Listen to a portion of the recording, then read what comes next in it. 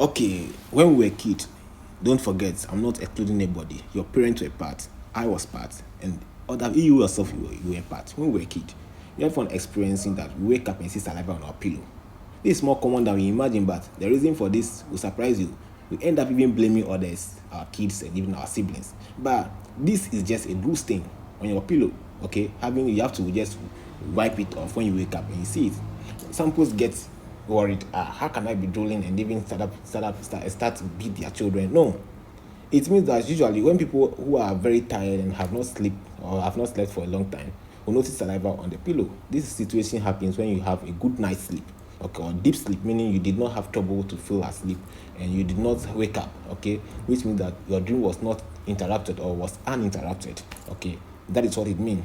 You also may have noticed that saliva leaks out mostly when you sleep on your one side or at your side or at the back. When you sleep at the back, what happens is that the saliva settles at the throat, and when it settles at the throat, it eventually drains down. Okay, that is when you see the marks around as like a travel mark or just whitish.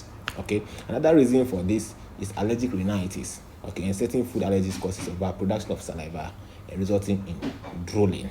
Okay, in science, we believe that acid reflux episode causes gastric acid to stimulate the esophagus. As a result, the esophagus salivary reflex gets excited, causing the release of saliva from the salivary gland. Okay, sinus infection may also be another cause of drooling. Sinus infection, that is the cavities around the eye, and that's an inflammation. Okay, when there's inflammation around the cavities between around the nose and then the eye, that is sinus. These sides are the sinus infections. Okay, so when there is inflammation, it causes that also to happen.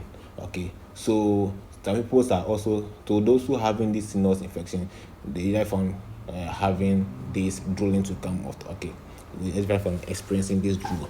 And if you also have, let me just say, those who have nasal infection.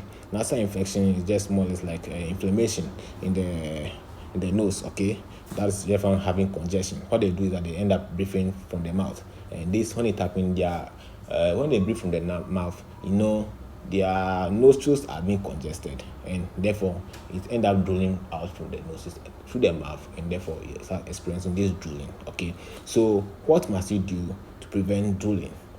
Okay, first of all, if you want to prevent drooling, what can you do to prevent drooling? Know that you don't need you need to treat something like gast. If you have a GERD, you need to treat it to prevent drooling. Okay, then you also must make sure that you breathe through the nose. Breathing through the nose will prevent you from drooling.